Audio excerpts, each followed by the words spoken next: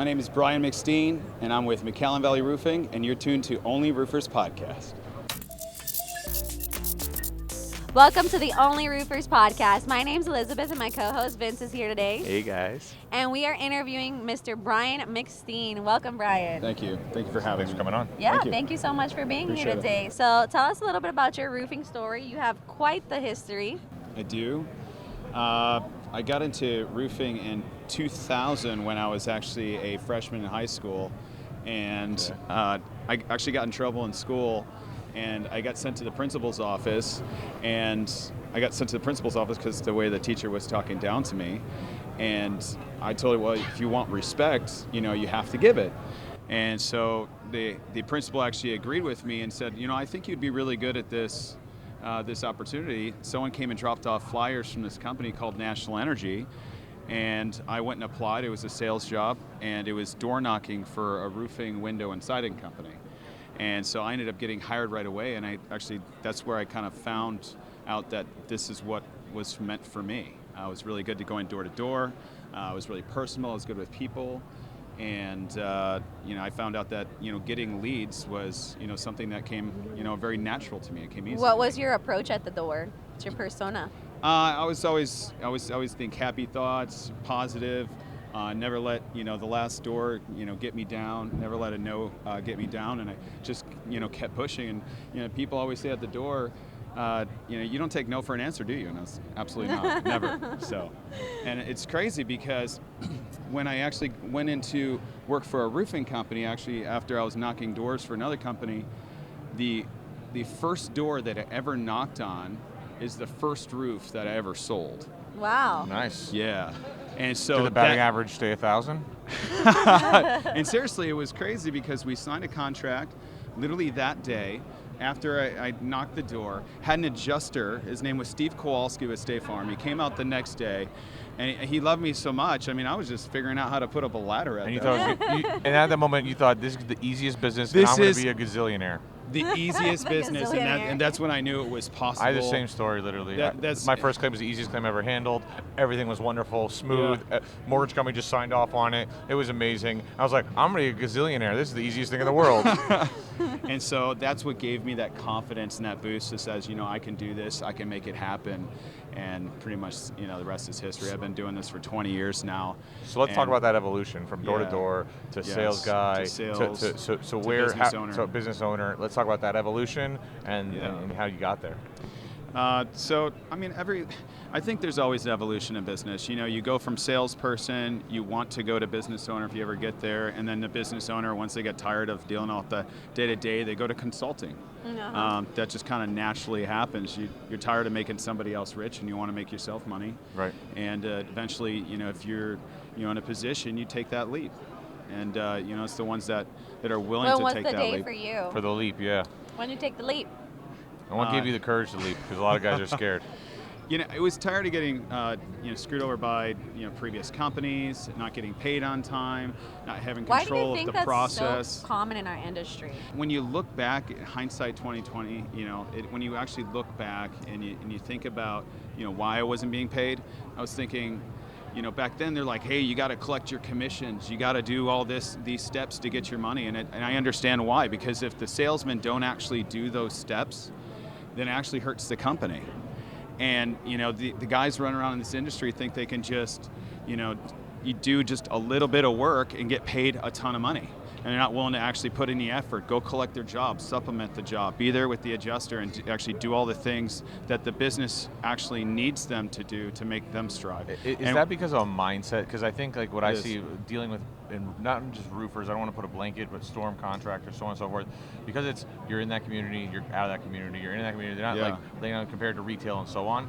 Do you feel that that's kind of like the fast money game in their head, where they're not willing to put down the roots and get a referral? Because if they're going there again to pick up the check, that's an extra touch point where I could be like, hey ma'am, I'm here to pick up the check, wonderful. Yeah, they just want to get one and done. Who's got a bigger roof than you, or who's your neighbor you can put me in touch with that I can go sell? Who's your rich uncle? Right, exactly. Who's your rich uncle that I could sell a roof to? Yeah. But that mentality isn't there in storm restoration because it's the next roof, the next city, the next storm. Yeah, and so you have these business owners, hey, if you don't go and do this, I can't pay you. And what ends up happening is that you get accrued, accounts receivables. You're owed $1 million. You guys aren't collecting the jobs. You can't use that money to pay. You can't use money to market, and so they can't pay commissions. If the guys aren't out there actually doing what they're supposed to be doing, you can't pay commissions. How would you solve this issue, or how are you solving it in your business currently? So what we've actually implemented is the day we finish is the day we get paid.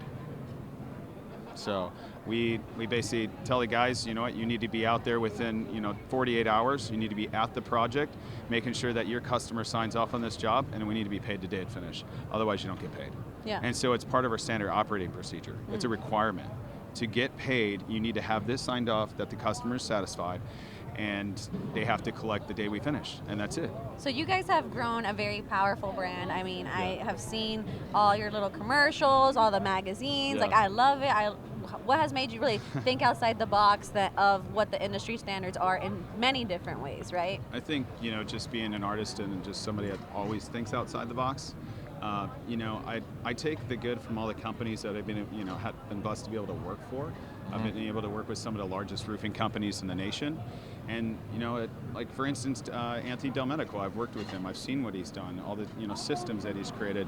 We were a part of that movement. Also worked with Aspen Contracting, systems. And we've taken all the good things, we've filtered out all the bad, we've adapted and made it your own. Adapted and made it our own. And, you learn from your mistakes. I mean, if you don't, and you keep doing the same thing over and over again, expect something different to happen. It happens. Do you recommend for another sales reps who maybe wants to own a company to go out there and work for some of the larger brands, try a couple different companies, and kind of learn different business models before they take that leap? And or how would you what kind of approach mindset should they have doing that? Here's the thing, a lot of people, they say, I'm going to start my own business, but they don't really know what goes along with running a real business. The accounting, I mean, there's the receivables, the collections, the marketing. I mean, they wear so many hats. And if I can go back and if you think about it, sometimes the salesmen make more money than I do. Because you don't have to take all that home. So, I mean, if you have a good organization, and if you're meeting your personal goals on what you're going to make, I mean, I would stick with the companies, honestly. And so talk a little bit now about your next evolution. You have budget roofing supply. You're now getting into solar. You're expanding into more territories. Yes. You're always, on the forefront of something new. So what would you want to share with anyone out there about what are some of the new things you got your eye on? So there's a huge movement that's happening right now. And it's really with the solar and the roofing industry. And if you are not able to sell solar and roofing in one sit, someone else is going to come behind you and do it. Put them on a 20, 25-year loan, replace their current electric bill with another bill for the exact same amount, and give them roof and solar for that price. And that's just phenomenal. I can literally walk into any house, if they have a credit score of 580 or higher, I can give them a brand new roof and solar on their house and change their life financially zero. Wow. Yeah, and that's phenomenal. And if somebody else comes in and they can't offer that, they're not getting the job. I feel like the biggest thing that stopped me from really learning solar is that I don't feel like it's easy to learn, right? I feel like it's so complex, and I feel like every contractor I talk to, they're like, solar, and it just kind of they don't make it easy, right? There's been a lot of like Liz and in the there's business a lot of misinformation. Liz is in the business of simplifying roofing, right? I sell the one simplified roof solar 39 roof systems. How do you teach a salesman that? How many components are there of a solar system versus 39 roof systems? Right. So I think it's much easier. It's much less complex. It's just learning something new, adapting, and just plowing forward. And once you learn it, just like math, you know it. What about the installation side, right? Like, I feel that's a huge question we all have that are trying to get into solar, that are trying to learn solar. Especially when they're still trying to figure out production of their own companies on roof. Like, first of all, we got a huge mess going on here. We don't want to throw solar in that bunch, is usually what I hear. Yeah, no, I mean, like I said, it's learning something new. You're dealing with electricians, you're dealing with panels, you're dealing with brackets and mounts, and you got to make sure that the roof is in good condition and is adequate for the for the system. But it's just learning something new. That's all it is, and really studying the system and just moving forward and get to learn it. That's all. So you're saying if people don't start to pivot to in that first sit sell a roof and solar, they're going to slowly be left behind. I believe so. Yeah. Fair. Yeah. And what's really nice is the consumer actually gets a 26% tax credit on the roof as well. I hear you. Is Budget Roofing Supply going to be doing solar supply as well? Currently, right Or how now, does we're that work? just doing shingles, TPO, modified bitumens, coatings. We're doing all of Central and South Texas right now. We have some talks moving into some other states, but that's all to come. So we'll see. Yeah. Yeah.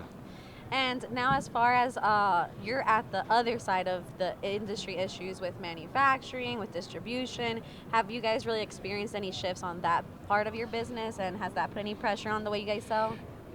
Getting material is a big arm wrestling contest right now. I mean, we're literally having to call all of our contacts, because of how much we actually do purchase. We have our contacts call us and say, hey, I've got a truckload or 2 truckloads of TPO coming in. Do you want it? And I'm like, absolutely. Do you have metal? Why'd you even want call it. me? Just send it. Absolutely. Yeah, just anything bring, you want. just drop it off I'll of the figure out how yard, to sell it. Yeah, and so I get first dibs on a lot of stuff, but we've done a really good job. But the reason why Budget Roofing Supply is really succeeding is due to customer service. The biggest problem in the supply industry is they tell you that they're going to show up at 10 o'clock in the morning and they're there at 3 o'clock, and you got your guys sitting on the front lawn For 5 hours. For 5 hours. You got them pissed off. The customer's wondering, hey, what's going on? Why are these guys in my front yard? Why are these guys waiting around?